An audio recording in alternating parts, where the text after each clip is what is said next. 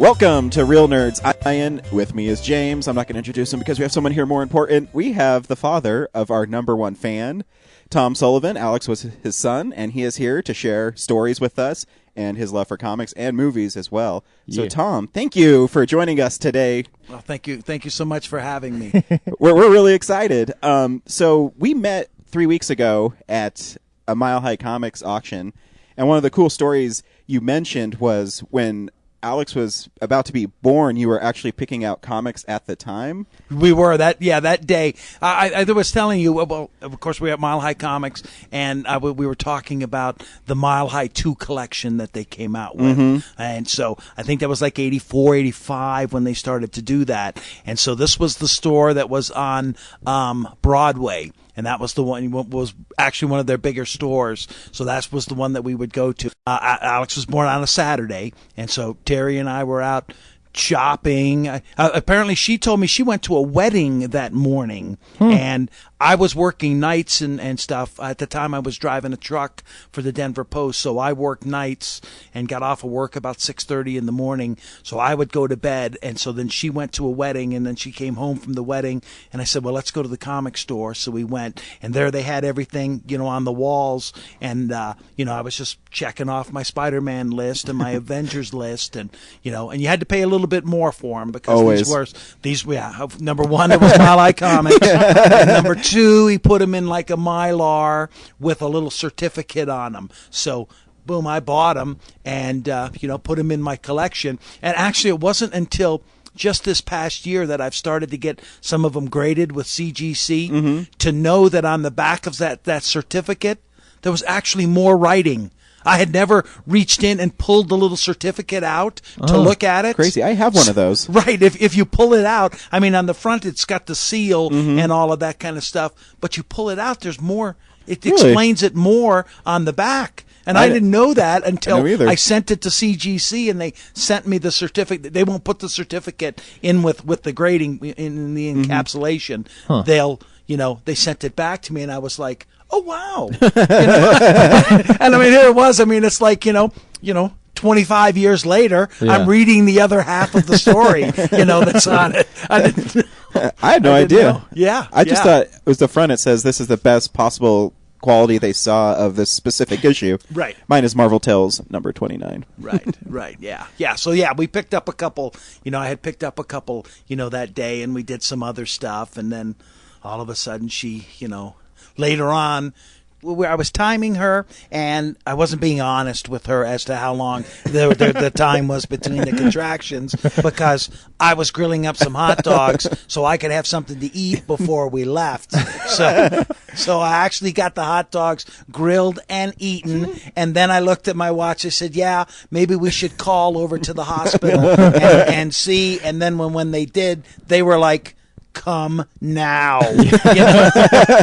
So luckily it was at Rose Medical, and we lived at 2nd and Colorado Boulevard, so it was just a little short drop to get her over there, and she ended up doing it so quickly that we had him. Alex was born that night, like at 11 o'clock or so, and then I went home that night, went to sleep, got up about 7 o'clock in the morning, went back to the hospital, and there they have her already. She's in a chair. She's waiting for me at the front door, and it's let's go home.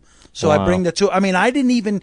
We were in and out of there so fast. I don't even get that little picture, that they take of the kids in there. The one where they try to get you to buy more pictures, but they give you the little sample one there. I didn't even get that one because I wasn't in the hospital long enough for it to even develop. Well, see you later. I mean, we had Alex, quicker than it took them to develop his picture. Wow, that's hilarious. So you always hear the stories about you time an egg to line stuff up. In your case, it's a hot dog. Right. Yeah, that's too funny. It was a fun day. So we'll backtrack a little bit because you're such a huge comic book collector, and what got you into comic books? Because when I was talking to Alex outside of Mile High, he told me that you were the one who really got him into comic books. And I mean, he had a list, and it was, this is what I want, and this is what I'm looking for my dad. Right. And so I thought that was a cool story. I didn't know if you had a story with you that you had somebody that kind of got you into comics, and you kind of did the same thing with them? Because I didn't. I'm the only one in my family that reads comic books. Right. So I'm just curious how that started. Well, when my dad was in the service, when we were growing up, so we moved around a lot, and during the early '60s, so this was the beginning of Marvel. I mean, this is 62, 63, 64, that kind of stuff. We were over in Holland at the time, and so we would get to go to the, we would get our allowance, and I mean, big allowance to us was like a quarter. Okay, but a quarter you could get 2 comics. I mean, the for good a old quarter, days, right? Right, for a quarter we could go to the movies and get a bag of popcorn and still have money left over from going to the movies. So we would take ours, and there was a newsstand on the base, and that's where you could get American newspapers. And I mean, it was it was a military it was a military base, so you could get newspapers and magazines and all of that kind of stuff. So in there was the rack of comics, and so we would go in and buy the new comics. Well, I think my mom, one of her sister's husbands, collected comics or something, and my mom tells the story about going over to their house, and he had them piled up next to his easy chair, and she was like, "You kids are not going to have piles of those in my house." So it was okay. So we could read our comics, but we couldn't have a pile of them. So we would take them. They also then had a thrift store. So you could take your comic to the thrift store, and you could trade 2 of yours for 1 of theirs.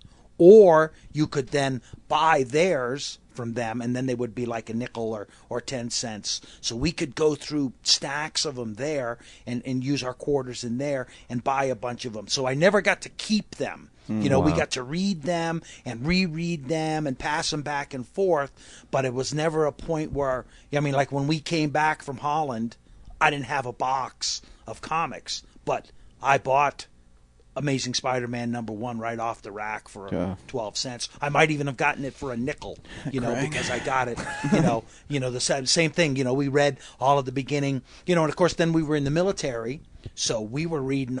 We read Sergeant Rock and Nick Fury and the Howling. That's why when in the Captain America movie that came out, I was watching it with Alex, and here they come through, and there's Dum Dum Dugan. And I'm just laughing, going, yes! And Alex is like, who is that? And I said, he's going to have the Howling Commandos with him. This is cool. And there they were. So that's, so we collected them, but we couldn't save them. And then as growing up, we were aware of them, and we bought them and all of that kind of stuff. And I think it was more so when I ended up getting out of the service. So I'm like 21, 22. Again, I'm in like a supermarket or something, and there's the spindle of comics. And I was always, and this would have been mid-'70s when they had those cheesy Spider-Man movies with that where the one where he would shoot the webs and it would be like a glob and boom, it would pin someone to the. I think they made him over in Japan or something like that. And then there was a crazy show that was on TV that was a Spider-Man show. So I was into Spider-Man, and I remember looking at the spindle, and there was Spider-Man comics there, and it was like cool, These were the 35 centers, so it's like, all right. Boom, bought a couple of them, and then there's flea markets. Start going to the flea markets, started picking up, and then it was like, oh yeah, I can get these ones. So I was buying everything that had Spider-Man on it. So I bought the Marvel Tales, Spider-Man, Team Up. I bought, Amazing Spider-Man, anything that had Spider-Man on it. And then whoever was on the covers, and I remember the first time there was an Amazing Spider-Man, the arcade where he was fighting Arcade, and all of a sudden the X-Men were in it. Yeah. And I had never read the X-Men before, and I didn't know what it was. So it was like, oh, cool. Who are these X-Men guys? So then I was buying X-Men. So this is X-Men probably 120s around there or so, and then it's like, wow, new X-Men, and boom, boom, boom. Yeah. We can go back and pick up the old ones. And the most amazing part of that story is that in 12 years, the price of comics went up 10 cents. Yeah.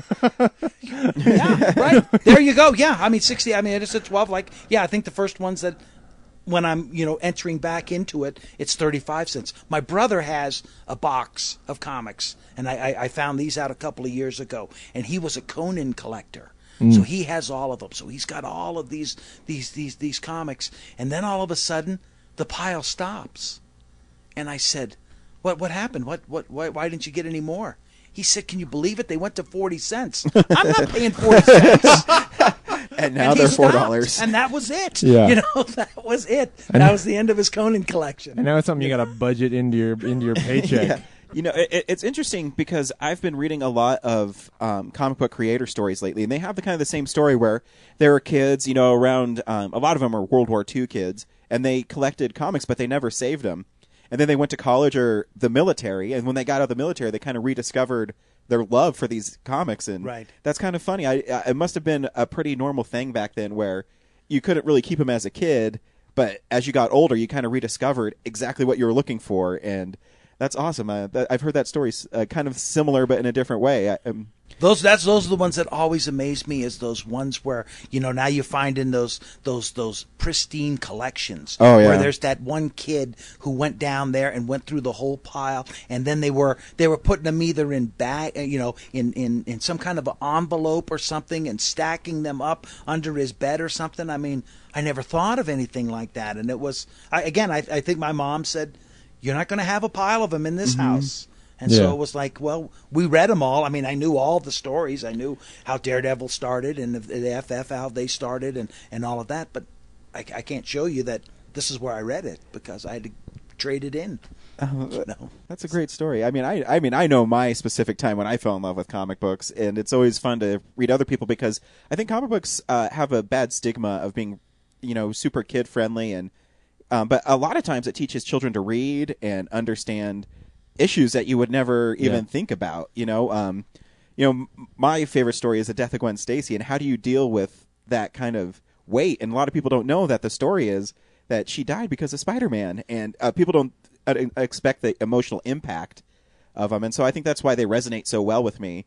Yeah. And being the only one in my family that collected them, I was teased and ridiculed my whole life because I love Spider-Man, and my brothers are these big jock guys, and they say, "Oh, play football," and which I did, but I still loved Spider-Man. I never hid it. I was never embarrassed by my Spider-Man collection or anything, and now I'm laughing all the way to the bank that I'll never sell them. My wife always teases me. She says, I said, "Oh, you see my this? Oh no, I have some Spider-Man," and I was like, "This one's worth $700." She says it's worthless because you're never going to sell it. Yeah. I said, "But it still gives me solace to know that this is an expensive comic book." Right. And so that's an awesome story. Well, that's with the selling of them and stuff. My father passed away about 3 years ago, and I'm seeing my mom. I mean, my dad, liked big bands, and so he's got all of these records and these autographs and all of this kind of stuff. And now my mom's having a difficult time because this wasn't anything she was interested in, and so she's having a difficult time. Not getting rid of them, but trying to see what they're kind of worth, and not to just to find somebody. And so that was kind of my idea here lately. Why I've started to get some of my comics graded is because if it, when it happens, I don't want anybody to then have she's not certainly my daughter or my wife who's still going to be around. Going to argue with somebody. Yeah. Is this VG plus? Oh, is yeah, this yeah. near mint minus and all of this kind of stuff? And is it worth 500 or is it worth 1,200? She's going to have it graded. There it is. There's the whole ball game, and now we can start from there. So it's fun between us. Yeah. When we're looking at our comics. Oh, yeah. No, this one is and then someone shows you, well, that corner's got a little ding, and I'm seeing that little crease there on the bottom, and we can, dicker back and forth on what the value is. But I don't want, my wife or my daughter to have to, dicker with somebody. Oh, yeah, because, too, someone might take advantage of that, I mean, I'm not saying that. There's nothing like that in the comic book industry. No, not at all. No. But the good thing about it is that if they are expensive issues and they are well graded and all of that stuff, that the person who's going to get them is getting them because they really love that thing, like maybe they're a collector and maybe they're doing it for money, but most of the time, if they're collecting comics, it's because they love comics. Well, no, and maybe they can also make some money on it. Yeah, too, that's the thing. It sucks. Were you there with me at the? Brad can't talk because he has a mic, but we went to a Mile High auction, And there was a dude there, and there was this. It was you, and it was I think the first appearance of Mysterio in this lot, and this guy kept on bidding on all these comics. I'm like, this guy, but he's just getting all the expensive ones. Yeah, and he's getting the stuff that Chuck points out. Yeah, that Chuck would point out. Right. And so it gets to this lot, and he doesn't pick the first appearance of Mysterio. So instantly in my head, I'm like, this guy doesn't know anything about comic books. He's picking the stuff that Chuck said, but Chuck didn't mention that this was the first appearance of Mysterio, Amazing Spider-Man 13. Didn't mention it, didn't say anything about it. So then they did a drawing at the end, and they pulled his name out of the drawing, and one of the issues was that comic, and he says, that looks like an expensive one, I'll take it. And then I was talking to him afterwards and said, wow, man, you got the first appearance of Mysterio, that's really cool. And he said, oh yeah, I'm just going to sell him. Dude, I'm here, a huge Spider-Man fan, and I'd love to get those kind of issues, but this dude is just there to turn around and make money off of them. Sure, filling in holes. I mean, that's what we always do. Exactly. Yeah, I need that one. Well, way to undermine my happy-go-lucky statement about people loving comics, Ryan. Yeah, I know, right? So, you're a big Spider-Man fan. Do you have a favorite issue of Spider-Man that you read it and you say, you know what, this is the issue that defines the character to me, and this is what I hate. If someone asked me what's the Spider-Man signature moment, it would be this issue right here.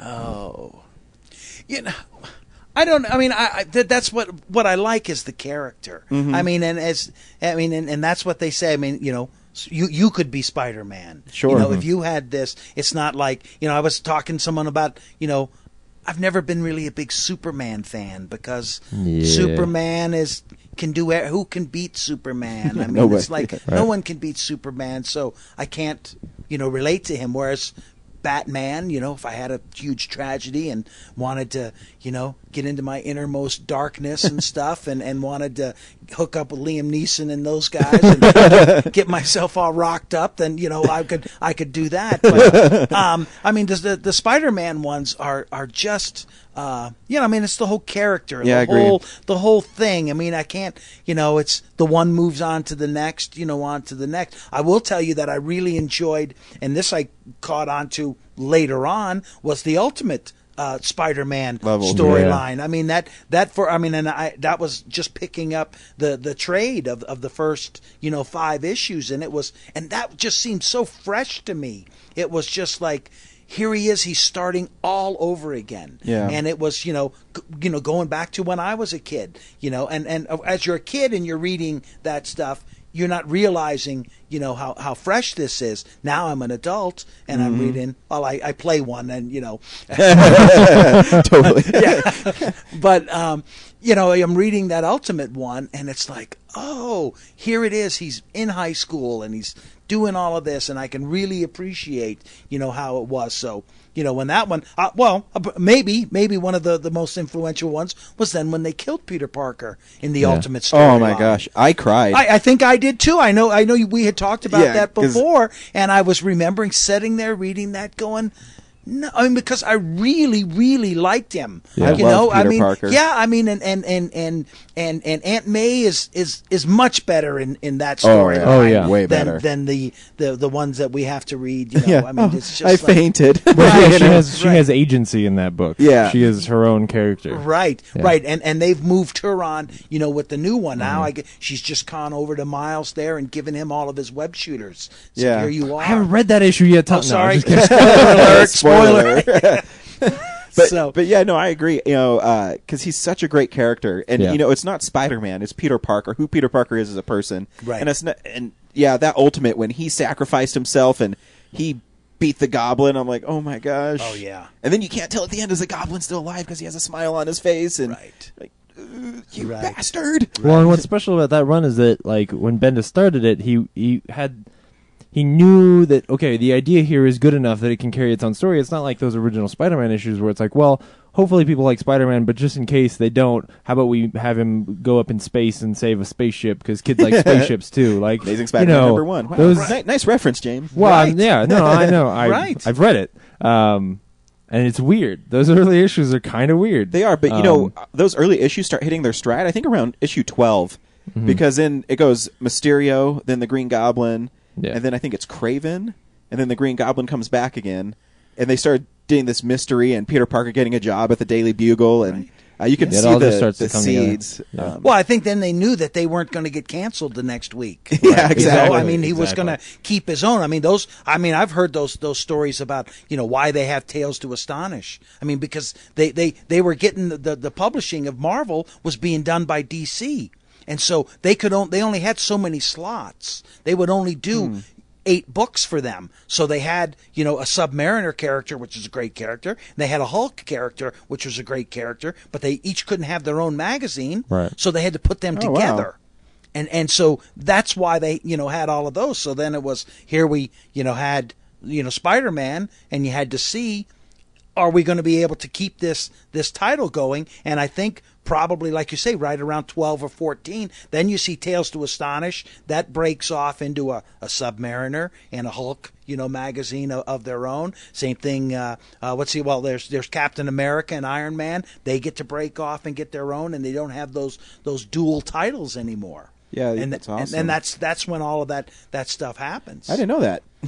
Yeah, I didn't either. I think I think I got that from Chuck Rosansky at a Mile High comics auction there. He's really knowledgeable about it. Yes, I mean that. Yeah. He's fun to listen to. Right. If you've seen that Comic-Con movie, he's really good at it. Oh, I haven't seen that one yet. Oh, you gotta check that out. Yeah, he's really good at it. Cool. Yeah. So now we'll flash forward again. Thanks for the history. Sorry. No, thank you. I kind of went backwards, but we'll go forward. And we read a story in the newspaper about the Rocketeer, and that was the first movie that. It's the first. You can tell the story. I know. I kind of know the story, but James is a big Rocketeer fan. So nice. Yeah. Well, that's Megan had and Megan had said this. Alex's sister had said this. Only several weeks before everything happened, and she said to me, she said, "The Rocketeer is the first movie I remember." Wow. I mean, Megan is one of these people who, thank God we took pictures. Okay, because she can't seem to remember any of her childhood, and it's like, we'll show her once, look, you're laughing. Apparently you were having a good time, and she'll be like, yeah, okay, but so for her to say, The Rocketeer was the first movie that she ever remembers going to see, it was like, oh, all right, cool. So that was, it was, as I told the story about, they had the special Pizza Hut deal and all of that kind of stuff. And we went and saw the Rocketeer and went to the Pizza Hut, and they didn't have the deal and they were all disappointed, but we had a pizza anyway. And so we, of course, when it came out on VHS, we bought it and used to watch it all the time. And I know Alex had an extensive, if you guys had ever gotten the chance to go over, he has an extensive DVD collection, and he buys all of those, the ones that we had in VHS. He would rebuys them and had them in DVDs, and he's got all of that stuff. But we watched the Rocket again. It was on Alex's birthday that we went to see it, and then we watch it all the time. I actually was on TV, I think, just a couple of weeks ago, and we had to stop what we were doing and watch Rocketeer. So, Well, and it was one of those things where when I read that story in the newspaper, and it was just like, how did we not get to talk about this? Because like at DCC, that was one of the things that I was hunting down, was I was looking for those Rocketeer issues, and I got a few things and little bits of art and stuff like that I got there, but it was just like, no, if he'd been at the con longer, we could have talked about this, and I could have showed him the cool stuff I got. So it was so. That was one of those moments where I was like, "Oh, this is heavy." Yeah, I've started up with with the new Rocketeer stuff that's coming out. I was familiar with him during the day, but Dave Stevens. All of his artwork. Man. It's just, and so of course he's the guy, who was the creator of the Rocketeer. As the little backup story in Star Slayer. Of course, we got Star Slayer, when it came out, and there's the little backup stories of Rocketeer, and now they've done all these great things and collected, all of that stuff, and now there's, I think it's into its third little mini series of the new Rocketeer, and so it's the same storyline, and then you're getting all of these great new covers that Dave Stevens had done, and so that's and there's a section there at CGC of Dave Stevens covers, and you can when you get those and get them graded, and there's a competition, who's got the best graded Dave Stevens covers, and they have all of those, and so I'm picking up different ones, and that's the last time I was at Mile High. I found an Alien Worlds 4. And it's got, there's some alien, and of course this, great looking woman there, and they're fighting over something, and that's a Dave Stevens cover. Oh, wow. Picked that Cool. up for $1. Yeah. So yeah. And it's crazy because he's one of those guys that I wouldn't call him an unknown, but he wasn't a guy that was like a Jim Lee or somebody like that who was really exploded. It was just especially the Rocketeer and how iconic that was, that made him sort of a name, and then but still, the fact that he was just doing random covers here and there is just crazy. Well, he was a big Betty Page fan. Oh, yeah. And he did all of the Betty. And I heard this story. I don't know if I told you this one. I heard this story about how he went and he was drawing her so much and was selling pinups and all of this kind of stuff. And then he actually met her. Mm-hmm. And when he met her, she's down on her luck. She's, she's in an old folks' home or something to that nature.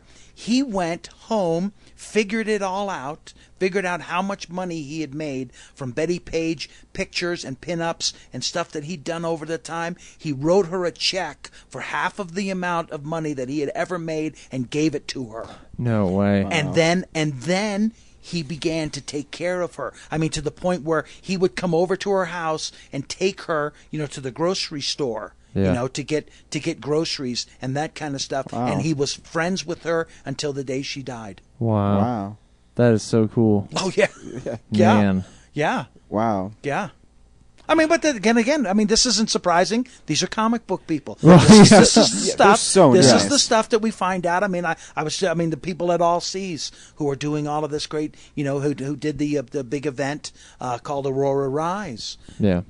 They just, the comic book creators and the companies and stuff just inundated them with posters and original art and books and all of that, and signed all of that stuff. Artists came out, just, on their own dime, came out to sit in the store and sign books for them. Like I told you, J. Scott Campbell was in the store yesterday. I mean, J. Scott Campbell is a monster in the industry. Yeah. And there he is, sitting there for 3 hours, signing books. And all of the proceeds from that is going to the Aurora Rise Foundation, which they're using it to help out, victims from the tragedy. Mm-hmm. And there's many of, victims that are out there that, maybe we haven't heard about that have special needs, and that organization's taking care of it. Yeah. That's awesome. Yeah, we found out at the Denver Con that everybody in the industry, the artists and the creators, are the nicest people.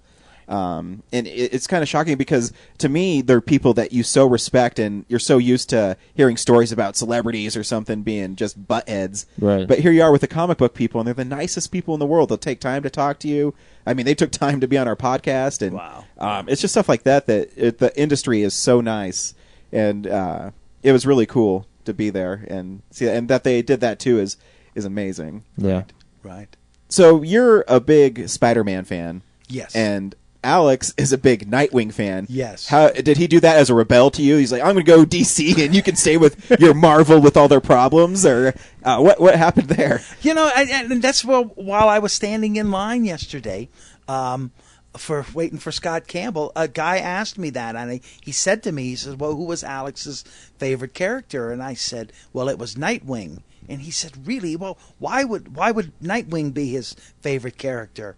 And I said, I think he just wanted to be a little different. Yeah. Because, Nightwing is a very cool character. You have to read into it. You could say to someone Nightwing and they might not know who he is. Right. But then you tell them, he's Dick Grayson, and he's the first Robin, and he grew up, and then they're like, oh yeah, that is kind of cool, and so it's easy to be a Spider-Man. It is really easy to be a Spider-Man fan. We've got movies, we've got you can go into any of the toy stores or the department stores, and there's Spider-Man knickknacks that we can always pick up, and stuff. Yep. But boy, try to go in and get if you want to do a birthday party now for a little kid who might be a Nightwing fan, good luck. You're not gonna find any of that stuff. Whereas Spider-Man, you can. But I think Alex wanted to be, it was someone that you then needed to ask him about. Yeah. If you said I'm a Spider-Man fan,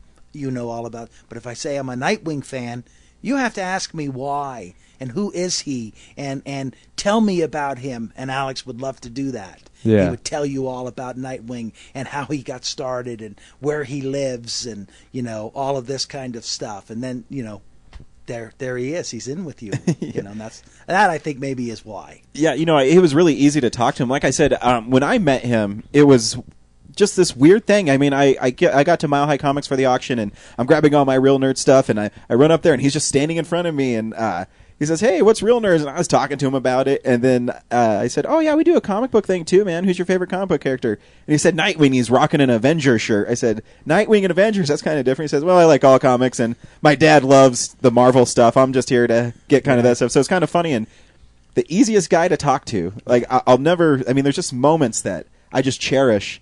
At the Denver Con when he came up and said our booth looked great, and he didn't want to be on our show, though. I begged him to be on it, and he says, "No, I'm good." I don't know why he didn't. I don't know if he thought maybe he didn't have enough to tell you, or maybe I don't know. I don't know what that was. Maybe he wasn't quite ready yet. Yeah, no, it's fine. He said maybe I'll be on it later. But what was cool is he came back with a sketch of the Nightwing, and it was awesome. Right. And he couldn't believe that he was able to find it, and I mean, it was amazing. Who did you get that sketch from? Do you remember? I don't even remember who he got it from. I have that one. So it's and actually I bought a bookmark from the same guy, and it was a Phoenix one, and then he finished drawing on it, and I'll have to look. It's like BA something is the guy. It was yeah. Well, what Alex was telling me is that he isn't even a Nightwing artist. He was just happened to Right. flip through his portfolio, and he found that he drew an awesome picture of Nightwing, and he says, "I've never even heard of this guy, but look how cool this Nightwing is." Right. And so it was just one of those lucky, when you're a collector and you stumble upon somebody who does your favorite character, and you had no idea that they drew it. And it's just Well, he told me the story there at the Comic Con. He was going by, and he was looking at everybody's artwork and stuff, and he was looking for pages that they might have, and he opened up one guy's, and he had 2 Nightwing pages, and he was like, Alex was looking him all over, and he said, I've never seen these before. He didn't know what issue they were from. He says, I have every Nightwing. I don't know what issue this is from. And the artist told him, he said that, he says, these are practice pages. These are ones that I've done myself for just, like a storyline. And these are the ones that they send, to companies, or he'll put in his portfolio to say, this is what I could do. So Alex was like, well, are those for sale? And the guy said, yeah. So Alex bought one of the pages from the guy, and then he's walking around, the rest of the con with that page, and he's talking to some small independent, upcoming, comic book company, and he's talking with them about their characters and all of that kind of stuff. And he's got the Nightwing page in his hand, and one of the guys looks at it, says, "Oh, what's that?" And he shows it to him. And he says, "Oh, I just got this from, a guy over here." And he said, "Wow, that's really cool. I like the way the guy did this, and you can see this shading and all of that kind of stuff." And Alex is like, "Well, here, I'll take you to him." So he takes the guy who's got a company and is trying to put books out, and takes him across the con over to the other guy who Alex has bought the page from. So he says, "Hey, this is him and this is him, and hook up." He's like an agent. Right. Give me 12%. Right. So he just hooked these guys up and said, "Here's a new artist for you." And so then later on, he ended up. So he of course gave me the guy's card. Said, "You need to go talk to this guy, tomorrow when you go." And of course I went by and I said, "Oh, I'm Alex's dad." And he said, "Oh yeah, you be sure to thank him a lot. Now I've got a connection with a publisher and stuff, and so maybe something will work out." I said, "That's who he was." Oh, that's so cool. Yeah. Well, and that's how you found the Zach Howard art, the Nightwing Zach Howard art originally, right? I'd seen that. We'd seen Zach Howard at one of the, not at this one, but before. Yeah. And I'm going through his book of stuff, because I'm trying to buy any Spider-Man pages and stuff, and I don't want to pay the big prices for some of them. I mean, Right. I mean, I saw Mike McCone was at that at the Denver Comic Con. good He had some beautiful artist, had some great pages. I mean, $2,500, Yeah. for a page out of out of the Avengers that he did. It was like, I'm maybe in the $50-$60 range. Right, I'd like to spend. So I'm looking through Zach Howard's and stuff, and so I said to him, "Do you have any Nightwing pages?" He's like, "Yeah." Goes through. I mean, and he's got a pile that's like almost on the floor. This is the stuff that he's carried around forever. So he pulls it out, and it's like, and he had like 3 pages, and he said he did these way back. I don't know what issue number they were, and I said, let me, and of course they don't have any. I mean, it has Dick Grayson in it, and Alfred is in it, but it's not. There's no fighting. He's not in Nightwing gear or anything. So these are like $10 pages. That's so I said, unbelievable. give me one of those. So I took it and brought it home, bang, gave it to Alex. He was like flipping out, So the next year when we go, Alex zoomed right over to Zach Howard.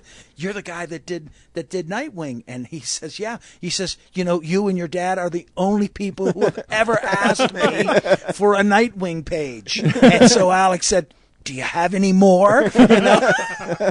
So he ended up having another page. So Alex ended up getting 2 pages, off of Zach Howard from his Nightwing run. That's so cool. And it was great. Yeah, because it's a one shot in like. I after you told us that story at the con, I went and I bought them out of every copy of that issue that they had. And it's like a little. Maybe 10-page story in the back of an issue, and it's just like it's called Mud. It's not like an action-packed, right story. Yeah, he's getting out of bed. Yeah, Grayson's well, he's hurt. That's yeah, okay. Yeah. He's actually like shot at the beginning or something. And so he's not just waking up. There's not like 3 pages of Dick Grayson waking up. That would be really bad. Or he's a great storyteller with his art, and he can draw 3 pages of waking up. The art is really fantastic, right? But the story horrible, man. Yeah. I just thought that was so cool, and especially that again at DCC, it's just the whole story. There's too many weird crosses and too many. It's like an episode of Lost. Honestly, it really is because we ended up we interviewed Zach Howard at the con. He was one of the people I was most excited to talk to. Right. And so then you tell us that story, and I was floored. I about fell over when you were like, "Oh yeah, he's got this Zach Howard art for $10 for $10." Right? Yeah, that's why I was when I saw the picture. I said, "There's Zach Howard. We've talked to that guy. He's cool." Yeah. So Alex had a huge love for movies too, and he would tell me that you guys would go to movies all the time. Right. Is there a movie genre that you guys specifically sought out to see? Was it action, or was it just superheroes, or was it just let's go see a movie every week because that's what we do too? And right. Well, yeah. I think of mostly the comedies. Yeah. I mean, we love Caddyshack, Night Shift, Fast Times Ridgemont High. I mean, Ghostbusters. We see all the Ghostbusters. And we would see them so much, and that we would just love to trade the lines. So it's constantly try you try to watch it without him so that you could catch some other lines that maybe he didn't know, and then you could just say, "Oh, you don't remember that part?" Clearly, I'm the better fan. Clearly. Right. I didn't raise you right. Yeah. Right. Yes. Yeah. So I mean, that was it. Yeah, it was all the cool, the comedies. I mean, Bill Murray movies. The Chevy Chase movies. But the action one too. I mean, we went to the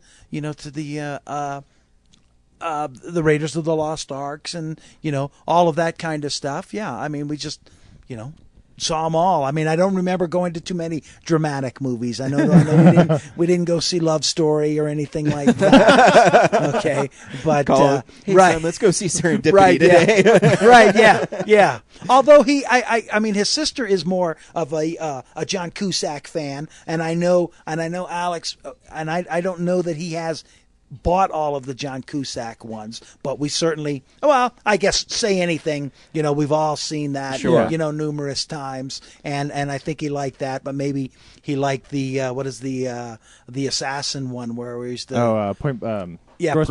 Right, yeah. But see, that one's more kind of funny, so you can see why he would gravitate. Right. Because I'm even the same way.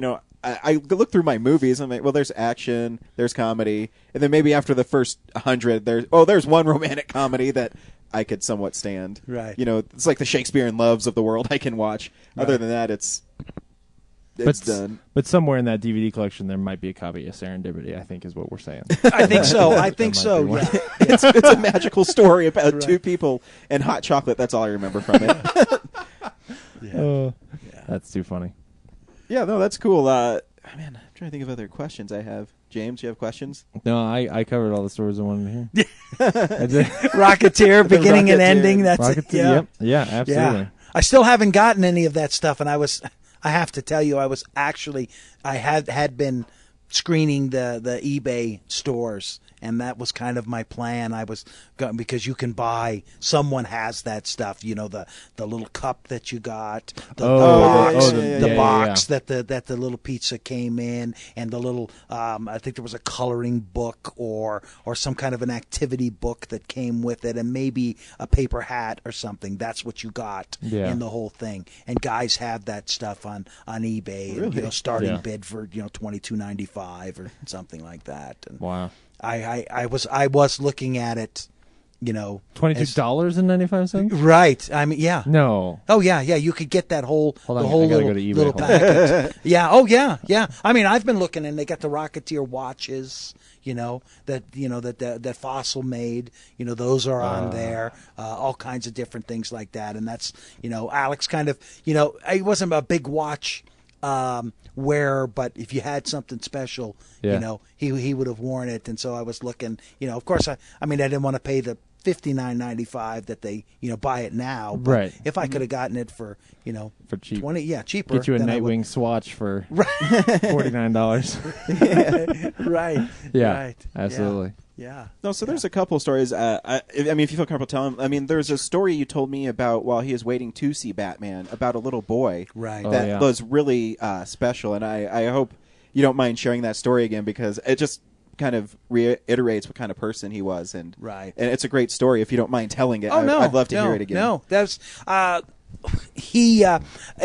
Alex went to the movie with 12 of his friends from Red Robin, the Red Robin that he worked at, and they had been planning this for quite some time, to be able to go, and it was a bonus that it was Alex's birthday, and so it was great. We're going to get to go, and it was Alex's birthday, and they were all prepping for it and had bought the tickets all in advance. I heard from the manager of the store that some of them had to work that day, so they were working, and others then went and got in line because apparently you have to line up, and then I think they let you in several hours early, right? Yeah. They don't just let you in at 11:30 or something. Yeah. You get to No. go in at 9 or something like that and get your seat. So that's Alex was assigned to the get in line, group and save it. And then there was someone at work who went and bought all these monster drinks and got monster drinks for everybody so that they would be all prepped up to go. Well, one of the women that Alex worked with, she had an 8-year-old son who she said was having, had some learning problems. And when she was talking to Alex about it, then Alex told her, well, I had, some learning problems. I didn't read and write quite as well, as I should, he said. But, what I did do is, my dad would, get me to reading comics, and we would read aloud and read storybooks and all of that kind of stuff all of the time, and it really helped me out. And he told her that, maybe you should have your son, get him into comics. So that's what they kind of did. And so he was in line. His name was Daniel. He was 8 years old. So he was in line with Alex, and he was really looking forward to meeting Alex because his mom had been telling him about this guy who's also collects comics and that. So they were in line, for several hours, and I'm sure the conversations were all about different movies that we've seen and comics that we're reading, and they were both in this little boy was into the new 52. He was calling it, the new DC line. So which was good for him because here's an 8-year-old. So the New 52 gave him a chance to find out who the Justice League is and the Green Lantern is, and from a new starting point. So he was doing all of that. So Alex had bought he had a Batman shirt on and a Batman belt buckle that he wore, and he had just bought a brand new Batman hat and a keychain, to go with him. So from talking with the little boy, he gave him his Batman keychain and hat that he had just bought to go to the movie. And that little boy was one of the lucky ones. He was on the end of the row from where everything was, and him and his sister were able to run out of the theater, when everything was happening.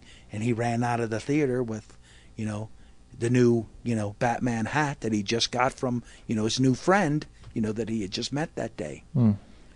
Yeah, that's a great story, because the reason I wanted you to tell is because it resonates with me so much, because that's just kind of the person he was. I mean, when I was in line at Mile High Comics, he didn't have to, talk to me. He didn't have to say, he could just ignore me.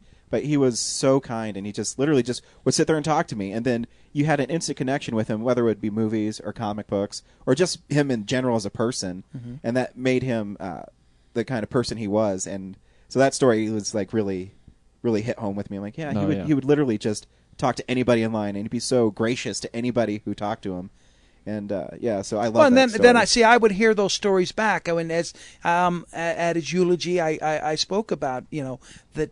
I never, he would never have introduced you to me as, Dad, this is Ryan. He would say, Dad, this is my friend Ryan. And that's how he introduced everybody to me. And it would, and the story would be, well, I would say to him, later on, well, Alex, where did you meet Ryan? And he would tell me, oh, I met him in the line, and he did tell me that. I met these guys in the line. You should have seen this. And I told the guys there at Mile High Comics, I don't know what he had more fun at, whether it was to go into Mile High Comics on Thursday night or Friday night actually going to the Comic-Con. I mean, he had a ball, at both of them. Yeah. But that was the story I told it. He would always introduce somebody to me as, Dad, this is my friend. This is my friend Ryan. This is my friend James. These are, and I would ask him, where did you meet him? And I knew I was going to hear another story.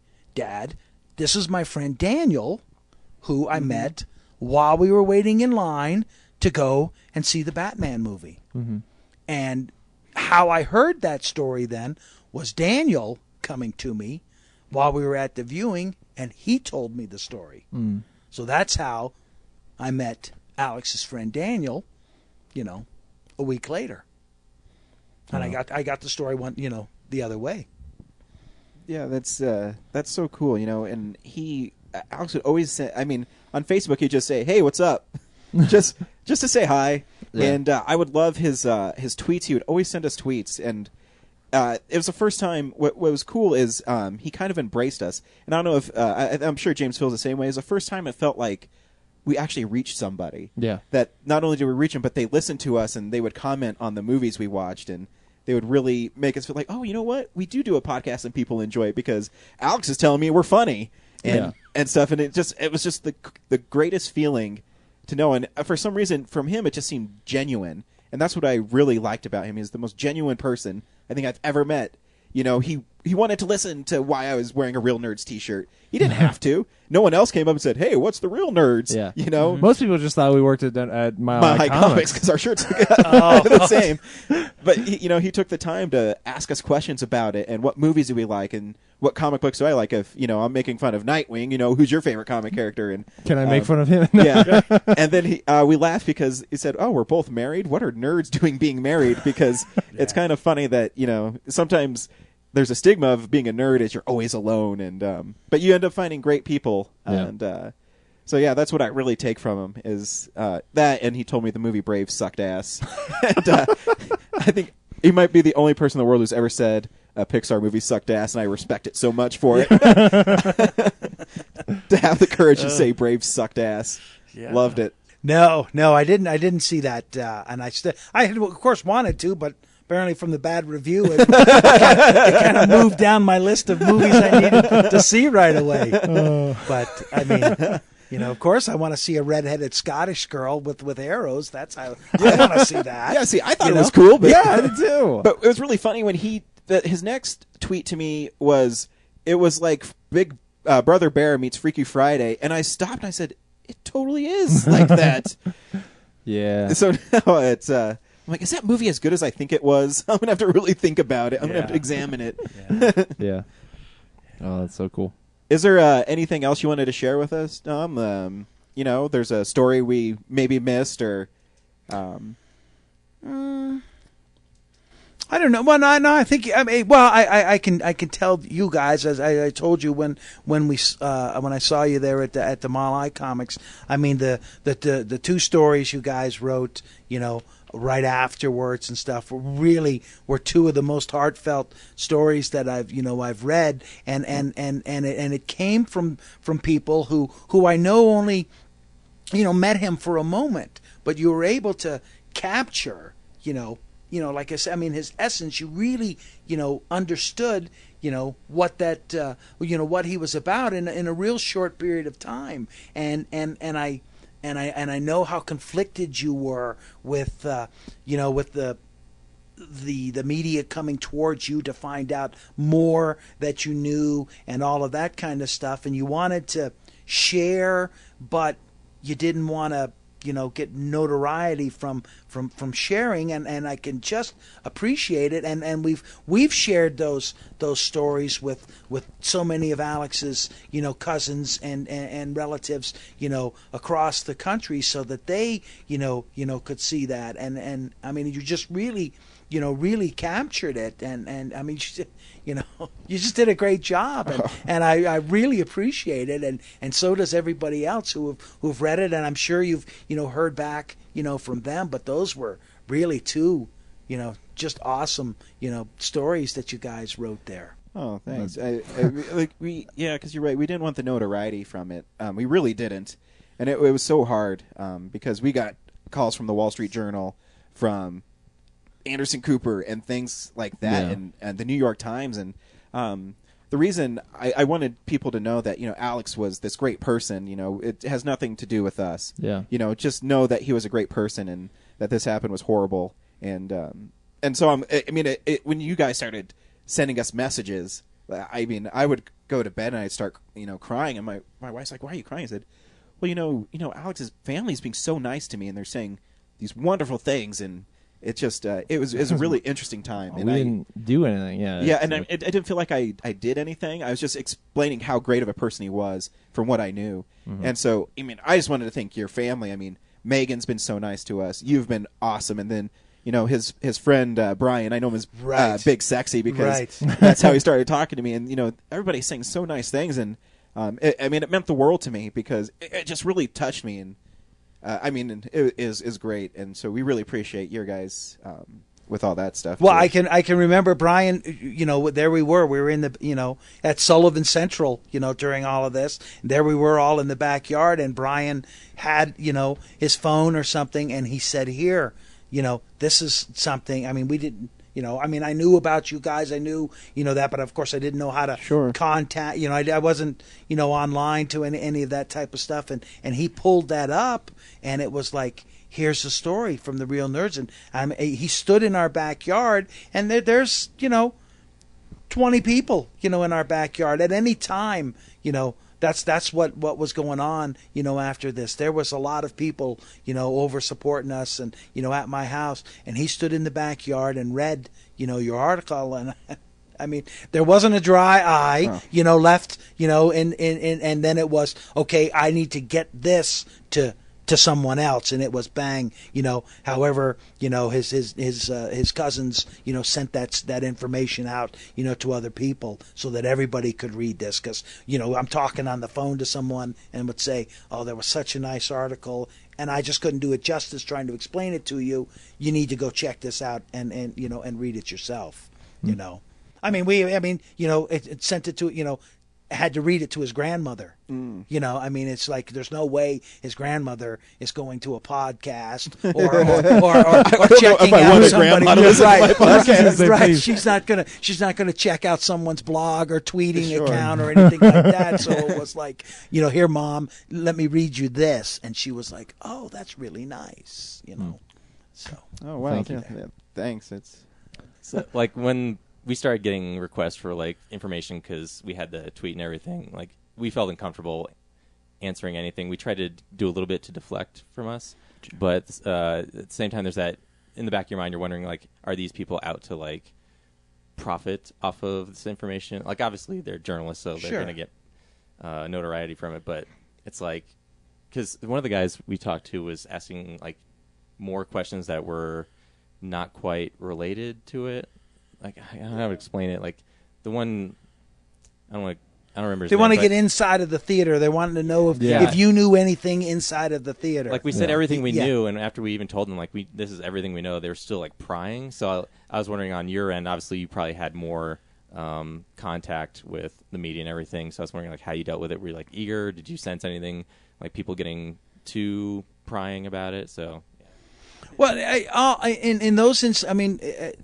The different stories that I've told. I mean, we knew kind of early on, and what we wanted to do was tell people about Alex, and it was, you know, we wanted, and so that's what we did. You know, I don't have. I mean, I'll talk about Alex, you know, until my last breath, you know, and it's only because, you know, he was taken too early. I mean, and I mean, you know, little instances. I mean, you guys knew him for, you know, in the big picture for a real short period of time. I read, someone told me a story about a guy who met, you know, the strawberry milkshakes that Alex made for him at the movie tavern.